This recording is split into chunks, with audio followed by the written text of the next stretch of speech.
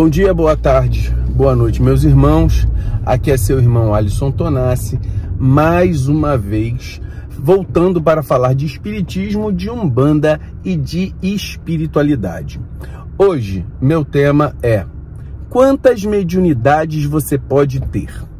Nós, que somos médiuns de terreiros de umbanda, que estamos aí observando a nossa mediunidade através da vibração da umbanda, vibração das energias umbandistas, às vezes a gente se pergunta: quantas mediunidades uma pessoa pode ter? Na verdade, isso é uma questão que vai caber muito da boa vontade do médium. Por quê? A mediunidade, ela é uma capacidade orgânica que a pessoa tem, mas também ela está influenciada pela moral do médium, pela habilidade do espírito que está emanando a energia, tá? Então, vamos supor que você seja um médium de incorporação, mas todo médium tem sensibilidade, ou seja, a mediunidade sensitiva. Todo médium tem mediunidade sensitiva. Mesmo que você tenha a predominância da mediunidade da incorporação, a tua sensibilidade pode fazer com que a energia chegue ao teu pensamento e você escute. Chegue ao teu pensamento, ou ao teu cérebro, ao teu córtex cerebral, e você veja. Não talvez com os olhos, como a mediunidade de clarividência, clareaudiência, mas com a sensibilidade da energia que impulsiona o seu córtex cerebral. Isso vai depender da tua disponibilidade, da tua abertura de pensamento, da abertura energética pelo transe mediúnico, e também vai depender do impulso energético que o guia dá. Esse impulso energético que o guia dá, decorrente não só da energia que vem do ectoplasma, mas também da energia que pode estar disposta pela energia da natureza, que o próprio guia manipula. Essa energia elementar, vamos colocar aqui, elemental, dos elementos naturais, ou seja, das ervas, do fumo, dos materiais ritualísticos, né? Ervas, fumos, raízes, fogo, água, pedras, e assim sucessivamente, elas podem ter uma influência. Isso o médium pode estar presente, o médium pode trazer esses elementos, ou o guia pode absorver essas energias da própria natureza. Então, você pode ter todos os tipos de mediunidade. É claro que uma vai ser predominante. Então, eu acho, particularmente a minha mediunidade, ela é mais voltada ao desdobramento mediúnico. Eu passei uma época da minha vida e eu me sinto confortável, muito confortável com o desdobramento. Mas eu tenho a incorporação. Depois que eu fui para a Umbanda, à medida na necessidade do trabalho, porque também há uma necessidade do trabalho ser realizado. O que adianta eu ter mediunidade de psicografia se essa psicografia não vai ser utilizada dentro do meu terreiro e, de repente, eu talvez seja só um escritor umbandista? Então, são coisas que nós devemos pensar. Então, a mediunidade se faz pela necessidade do trabalho, pela aptidão do médium, pela boa vontade do médium, pela capacidade do espírito e pela disposição daquilo que está se pretendendo fazer. Todo médium que tem boa vontade, ele sempre amplifica a sua visão. A gente não vê na Umbanda um médium que tenha só a incorporação.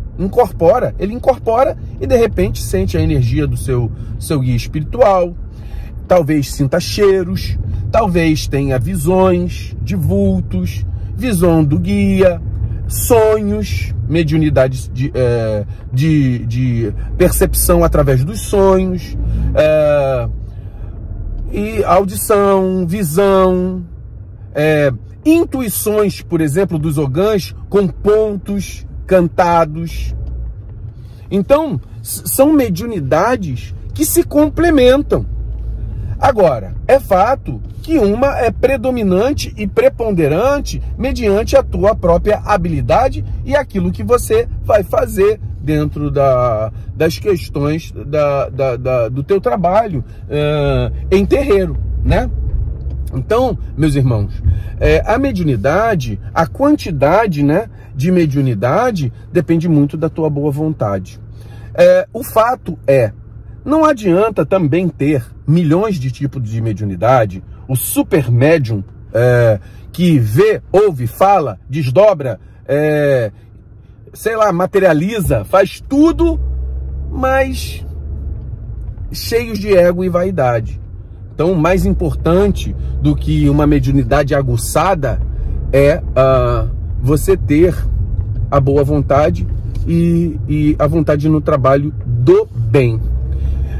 Ser passivo, ser compromissado, tudo isso compensa muitas vezes uma mediunidade não tão evidente, né? Eu prefiro um médium que seja muito mais compromissado do que aquele que é ostensivo ao excesso, né? Porque tudo que é em excesso faz mal, inclusive mediunidade, podendo uma mediunidade ostensiva, desorganizada, de um médium desorganizado e desequilibrado, leva aos fenômenos patológicos. Pessoas que, por exemplo, são psiquiátricas. Psiquiátricas por quê? Por causa de mediunidade descontrolada, desequilibrada. Então, é muito importante que nós tenhamos esse tipo de observação, meus irmãos. A mediunidade na Umbanda, ela não é só a incorporação, mas sempre os nossos médiuns de incorporação têm sempre alguma mediunidade a mais do que só a mediunidade de incorporação, certo? Então, quantas você pode ter? Quantas a tua aptidão e os guias, né?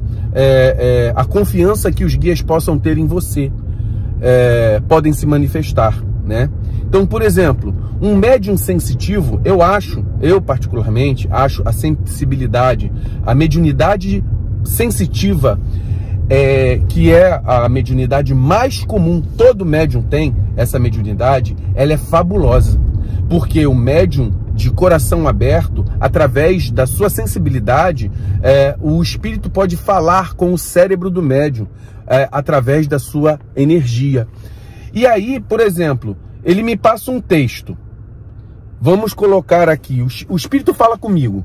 Eu posso transcrever para alguém, vamos colocar que eu sou um médium sensitivo. Eu transcrevo para alguém aquilo que o espírito falou. Olha, tem um guia aqui do meu lado, me falando tal coisa, tal coisa, tal coisa. E eu estou passando um recado para você. Eu posso fazer uma palestra e o guia pode me dar a intuição da palestra que vou fazer.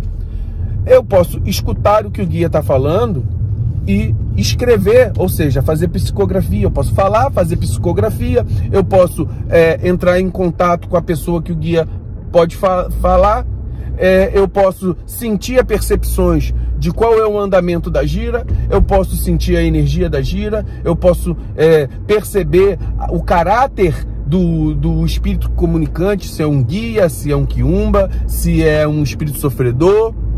Eu acho que se você tem a mediunidade mais comum, a sensitiva, que todo mundo despreza, só uma sensibilidade, se você souber aplicar a sensibilidade de maneira adequada, você será um ótimo, um excelente médium. Muito mais, por exemplo, do que um médium que seja inconsciente.